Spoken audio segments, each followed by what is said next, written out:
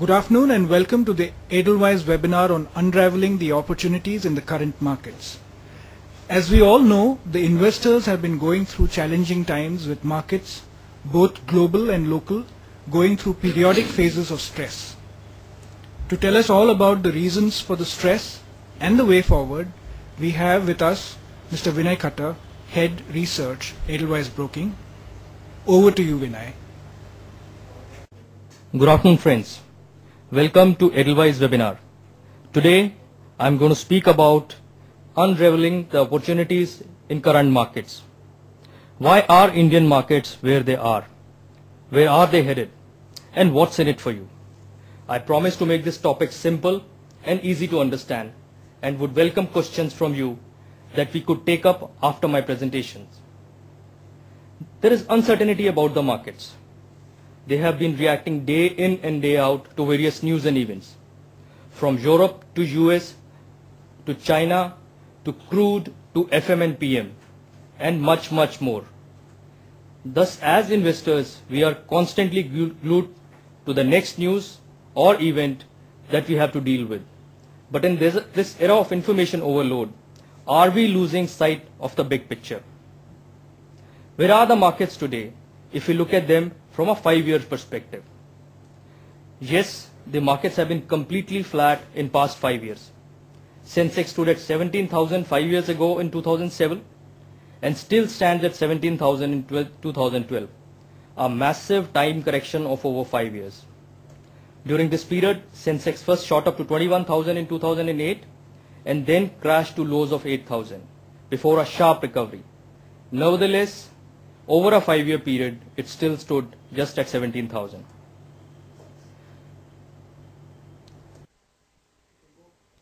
So you would ask, why are the markets where they are?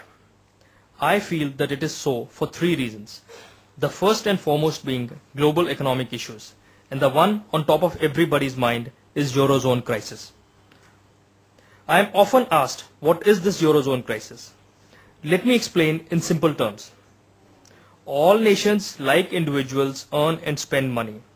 And like individuals, if they spend more money and earn less, they will end up with what is called as a deficit. So if I were to earn 10,000 rupees and spend 12,000 rupees, I will run a deficit of 2,000 rupees. I will then have to borrow these 2,000 rupees for meeting my requirements. And if you do this month after month, you could get into trouble, especially if your earnings do not increase. Countries like Greece, Italy, Portugal, Spain and Ireland thus borrowed a lot of money over the years and accumulated large amounts of debt. At the same time, the money was not wisely spent and hence did not increase their earnings.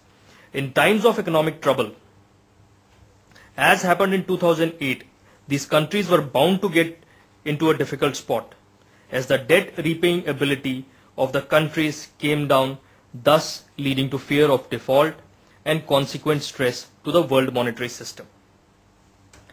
I will take the example of Greece to explain the matter in some detail. Post the rallies of 2006 to 2008, Greece government, like all other governments, started spending. But they spent a bit too much. They increased the pay of their employees, the pension benefits, and provided early retirement benefits. This resulted in high government spending. However, the financial collapse of 2007-2008 because of US subprime problems led to a global recession. This hurts Greece's 2 major industries, shipping and tourism, which then went into a sharp recession and a drop in income for the entire country. Greece was not able to roll over its debt in the aftermath of this crisis, and that is when its own crisis began. Matters worsened considerably with S&P downgrading Greece's debt to junk. As we can see from the chart, the debt as a percentage of GDP shot up considerably from 100% of GDP in 2008 to 165% of GDP by 2012. Similarly, the budget deficit went as high as 15% by 2010. The second reason that makes our market flat is the slow recovery from the subprime crisis in US. To briefly explain the subprime crisis, for a period of time between 2002 to 2007, housing prices went up considerably in United States. Almost everyone, including maidservants and taxi drivers, a category which was called subprime in financial terminology, started borrowing money to buy expensive houses. But these people had no ability to repay these loans. Once the housing prices started coming down, the entire banking system in US came under stress as these loans given to poor people went bad. Strong action by US government has prevented a financial meltdown. The recovery since then has been at a moderate pace. Early indicators like housing inventories suggest better times ahead for the US economy. But today, the slow recovery of the US economy is another problem plaguing the global growth. But the real question to ask amid all of this is, what is its impact on India? How does it affect us? One could argue that India should be minimally impacted by global slowdown, as we are primarily a domestic driven economy. But India has large appetite for foreign capital. That is because India runs both a fiscal as well as current account deficit. Now let me explain to you what both these deficits are. As we explained shortly before, a deficit arises when we spend more than when we earn. Current account deficit arises when we as a nation import lots of goods from the world while we export lesser number of goods. Hence, as a nation, we end up spending more than what we earn, and thus leads to indebtedness to the rest of the world. Last year, we owed almost 3.5 lakh crores to the world due to our current account deficit. Similarly, the fiscal deficit arises when the government starts spending more than what it earns. And if it spends extra, it has to borrow more to meet the funding needs that arise due to this excessive spending every year. At the central government level, government borrowed more than 5 lakh crores last year to meet its excess spending requirements. The total effect of these two deficits makes India a capital hungry nation. That means either foreigners must invest in India or allow us to borrow abroad for our economy to do well.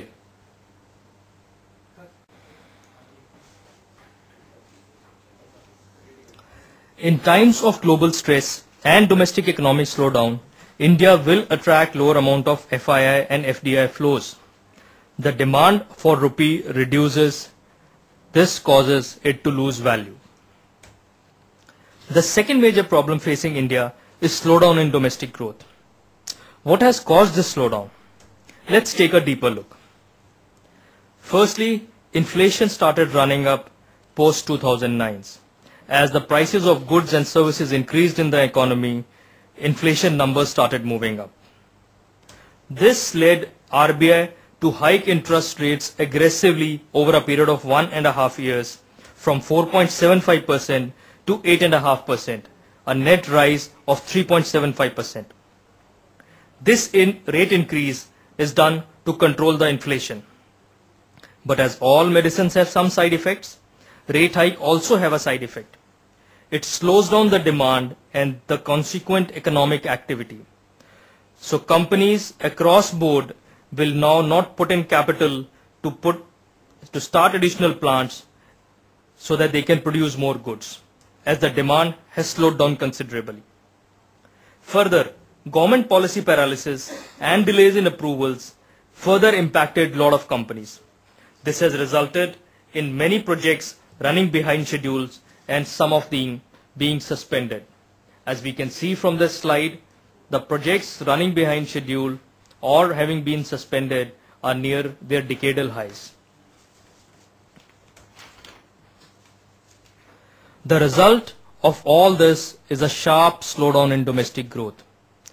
Growth has slowed down to 6% from over 8%, a run rate which India had been clocking for a long period.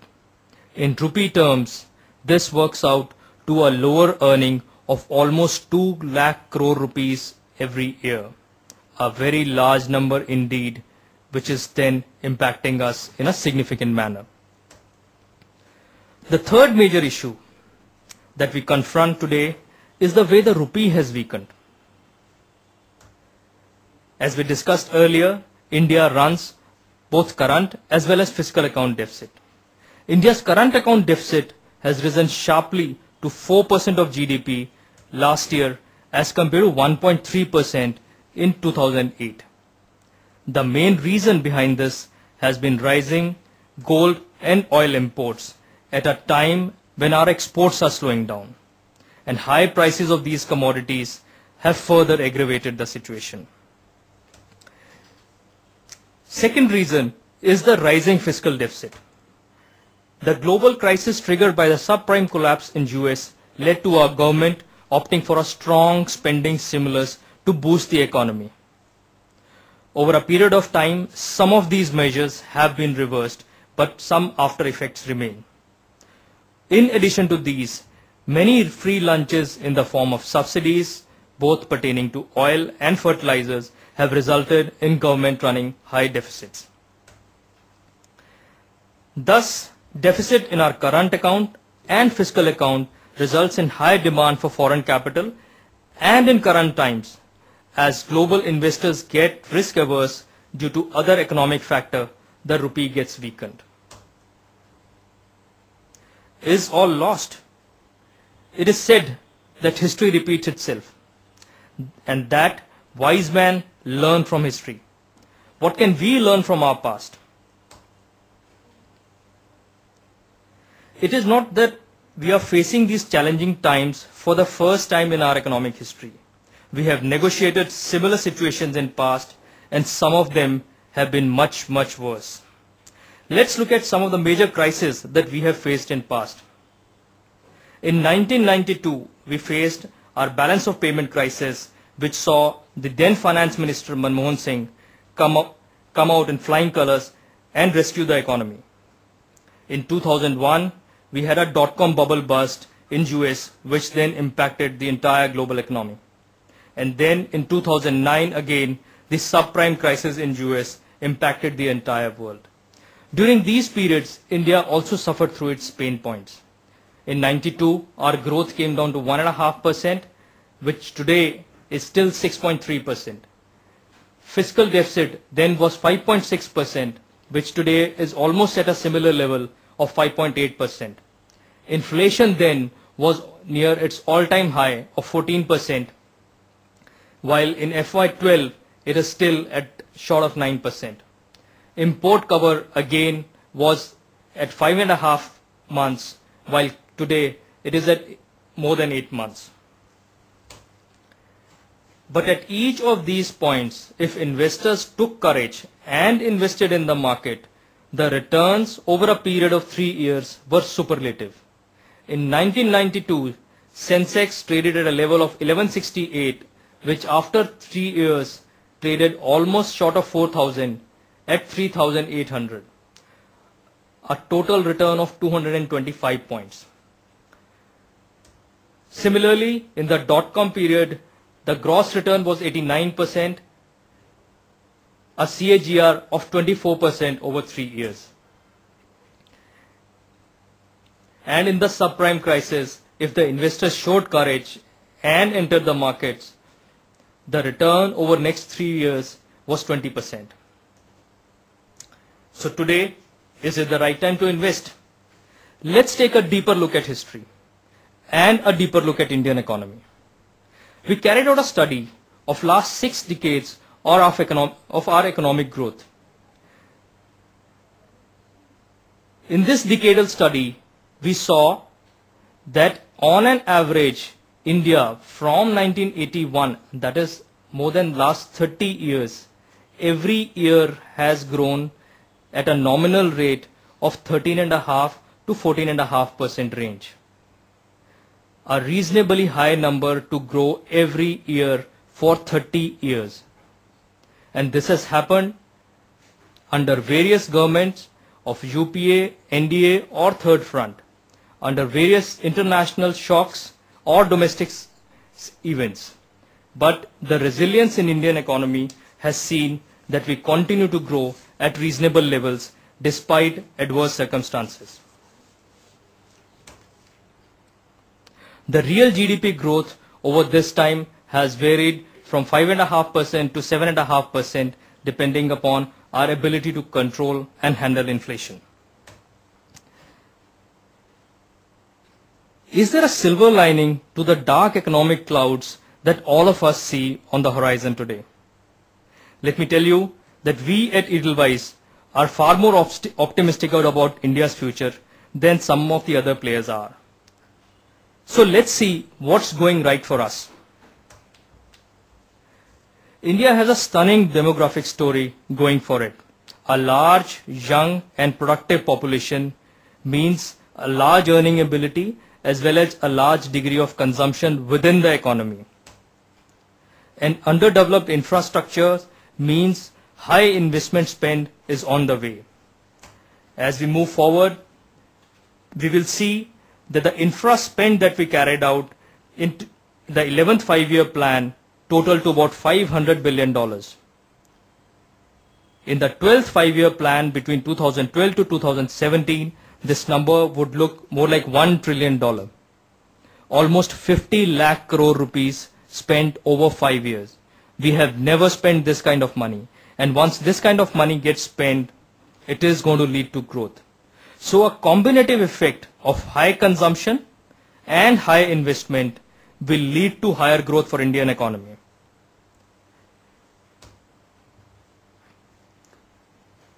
In addition to this, crude prices have fallen considerably. They are down almost 27% from the top, having touched a lows of almost $90 per barrel. Since we import most of our energy, we have large energy requirements. Crude oil is the largest item on our import bill. Thus, with decline in crude, our current account deficit should begin to ease. Further, fiscal deficit should decline as oil subsidies decline with lower crude oil prices. Also, as inflation comes under control, interest rates are set to ease going forward. As a house, we expect Reserve Bank to cut interest rates by almost 1 percentage point over next 1 year. This will then bring back some growth momentum. And lastly, the valuations are quite attractive. Sensex now trades at a PE of 13.6 times 1 year forward earnings, well below its average of 15.5 times 1 year forward. So where are the Indian markets headed today? At Edelweiss, our view is that markets may remain flat in the near term. However, we expect them to head higher as the time goes by. But flat markets in the past years have delivered their own set of stars. Imagine what will happen when they move higher in tandem over a longer period of time. Let's take a look at some of these stars who have come on the horizon over the past 5 years. As we stated earlier, during this period of 5 years, Sensex did not move at all. But some of these companies did tremendously well. TTK Prestige, a household cooker company, has been a phenomenal performer in the last 5 years.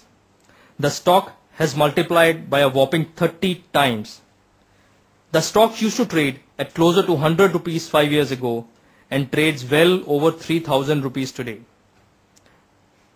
The story in TTK has played out well, with sales growing by 4 times and profits by 10 times during this period.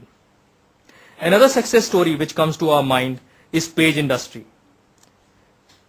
It sells innerwear under the Jockey brand name. Sales have grown by over 5 times while profits by over 6 times. The stock meanwhile has multiplied by 6 times. Annualized returns of well over 50%, with its price almost touching 3,000 rupees today. We say that a lot of mid-caps can perform like this. But some of the large caps have also delivered stellar performance.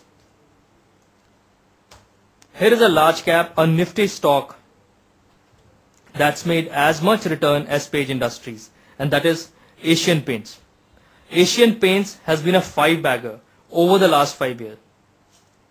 Asian Paints needs no introduction as one of the largest paint selling company in the country. Sales and profits during this period have multiplied by 3 times. And the stock has gone up from 800 rupees to 4,000 rupees per share. Bajaj Auto is another stock that comes to our mind. It has multiplied by 6 times. Sales and profit during this period has more than doubled. The stock price, meanwhile, has gone up to 1,600 rupees from 250 rupees per share. The point we are making is very simple. Even flat markets have delivered their stars.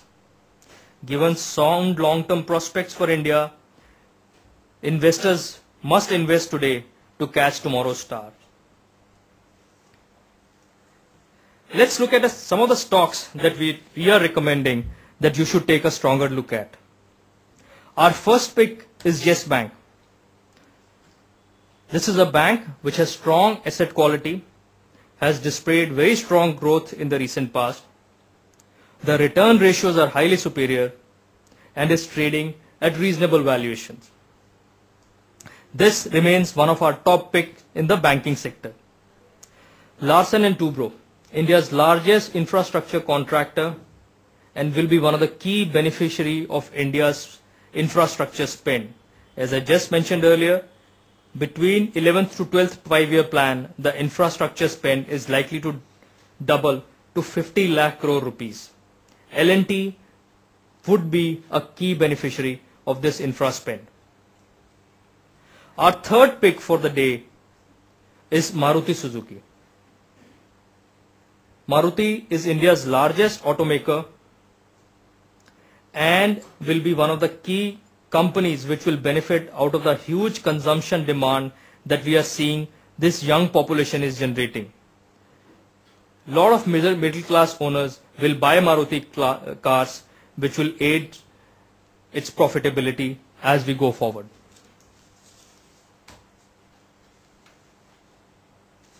The fourth stock that we would recommend today is Kajaria Ceramic. Kajaria Ceramics is India's leading ceramic company. Kajaria tiles are used in houses, bathrooms and kitchens, and a lot of demand is getting generated in tier 2 towns when the homes are being renovated, or in larger cities and towns as the new construction comes up. Kajaria would be again one of the key beneficiaries of the consumption demand that we are seeing in the economy today. Our fifth pick is a slightly different industry. It is called Solar Industries. It is India's largest explosive manufacturing company, and its explosives are used by Coal India, and shortly they are going to be used in defense also. This will in the near term benefit from rising mining operations both in public sector as well as private mines as and when they begin to get developed. It is also expanding its presence abroad, which will further strengthen its growth outlook. Now let me ask the investors, do investors make money only when the markets are going up? Certainly not. Sensex and Nifty tell a limited story. The real story is often in details. Even when the markets have done nothing significant, there have been numerous stocks that have not only made returns but huge returns. And as Warren Buffett says, in the stock markets, one should be greedy when others are fearful. Current market conditions provide one such opportunity.